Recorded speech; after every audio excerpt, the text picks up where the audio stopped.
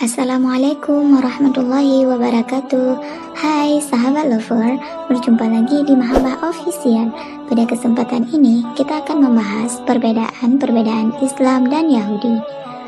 Agama Islam dan Yahudi dianggap sebagai agama Nabi Ibrahim atau sebuah kepercayaan yang berakar dari Nabi Ibrahim. Sejarah yang kelam serta peperangan yang terjadi di Israel dan Palestina membuat kedua agama ini mengalami permusuhan. Meski terkenal saling memusuhi satu sama lain, ternyata ada banyak persamaan dan perbedaan yang dimiliki agama Islam dan Yahudi. Nah, untuk kamu yang penasaran dengan persamaan dan perbedaan agama Islam dan Yahudi, simak ulasan berikut ini. Sebelumnya, jangan lupa like, subscribe, dan share video kami bagi yang bermanfaat.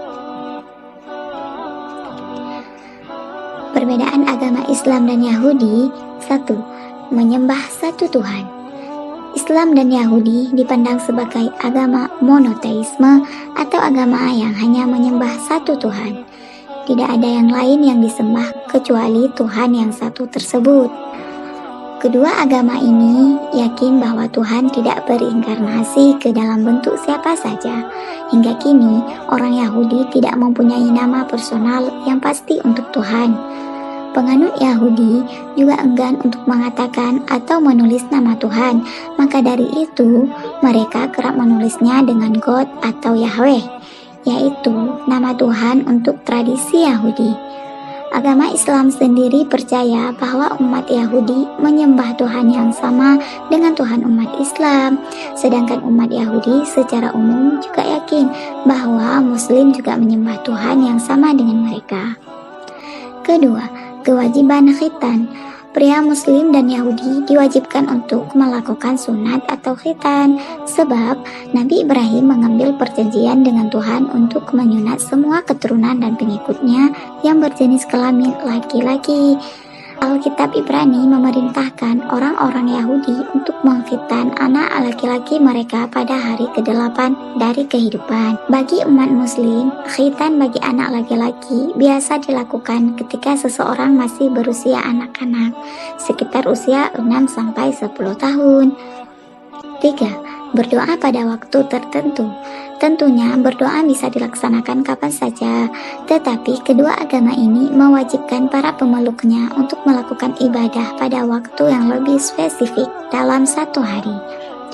Agama Islam menyebutkan sebagai sholat yang dilakukan selama 5 waktu dalam sehari. Sementara agama Yahudi mengatakan tefillah yang dilakukan 3 kali sehari, 4 kali pada hari libur dan 5 kali pada hari raya Yom Kippur. Menurut tradisi umat Yahudi, sembahyang 3 kali sehari, yakni menunaikan syaharit, sembahyang pagi, minha sembahyang siang, dan ma'arid sembahyang malam. Ditambah lagi dengan musaf sembahyang tambahan setiap hari Sabat dan hari-hari raya. 4. Hanya memakan makanan halal.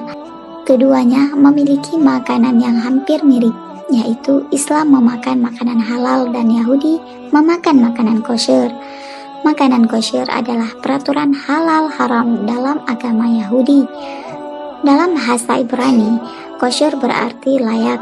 Tak hanya jenis makanannya, aturan kosher juga meliputi proses pembuatan suatu masakan. Menurut aturan kosher, makanan yang berada dalam kategori daging tidak boleh disajikan atau dikonsumsi bersamaan dengan produk olahan susu.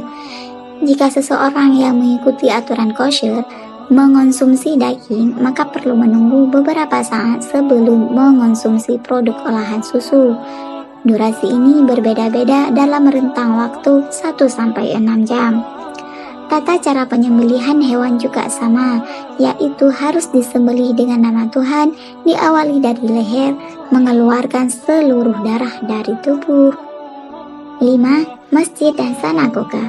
Salah satu perbedaan antara kedua agama ini adalah perbedaan tempat ibadah mereka.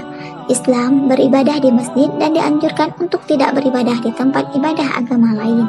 Sementara itu, Yahudi beribadah di sinagoga dan boleh beribadah di tempat ibadah agama lain. 6. Ibadah puasa.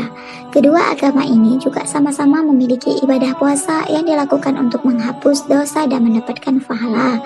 Umat Islam melaksanakan puasa di bulan Ramadan, sedangkan Yahudi ada 4 puasa yang berjenis puasa lengkap.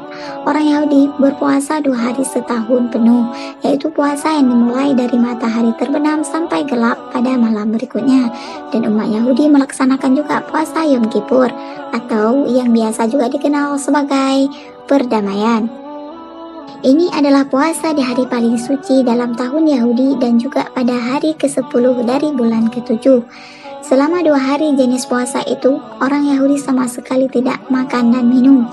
Dan ada 4 larangan yang tidak didekati seorang Yahudi selama puasa tersebut, yakni dia tidak diperbolehkan mandi selama 2 hari, tidak boleh memakai sepatu kulit, dan tidak akan menggunakan kolon, minyak atau parfum, serta dilarang berhubungan intim dengan pasangan. Kedua, puasa ringan.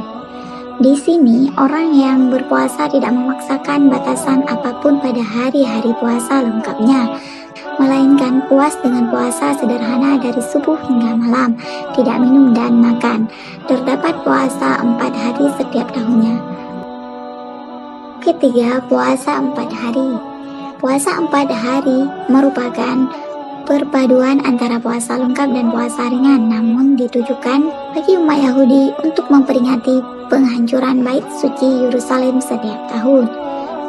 Keempat, puasa religius dan kelompok Yahudi tertentu. Tidak semua orang Yahudi menganut jenis puasa ini. Sebaiknya individu beragama secara khusus mengikutinya atau kelompok dan kelompok komunitas Yahudi tertentu. Dan hari-hari puasa jenis ini meliputi beberapa puasa. Pertama, puasa anak sulung. Kedua, puasa Little Yom Kippur. Ketiga, puasa Senin Kamis. Keempat, puasa Shofratim. 7. Pandangan terhadap Nabi. Agama Islam dan Yahudi meyakini beberapa Nabi yang sama, mulai dari Adam hingga Zakaria. Kedua agama tersebut berbeda dalam memandang Yesus dan Muhammad.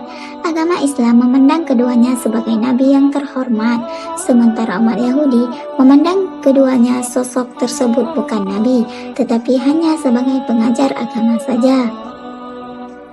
8. Naik haji. Agama Islam dan Yahudi juga mempunyai kewajiban untuk melaksanakan haji. Dalam kepercayaan Judaisme, haji dilaksanakan sebagai hak. Kewajiban ini dilaksanakan 3 kali dalam setahun. Berbedanya umat Yahudi melaksanakan ibadah haji di Yerusalem, sementara umat Islam di Mekah, Arab Saudi. Tata cara melaksanakannya juga hampir mirip karena para pengikutnya perlu melaksanakan keliling sekitar 7 kali.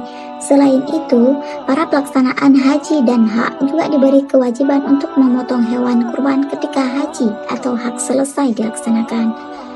Hanya itu saja 8 perbedaan Islam dan Yahudi.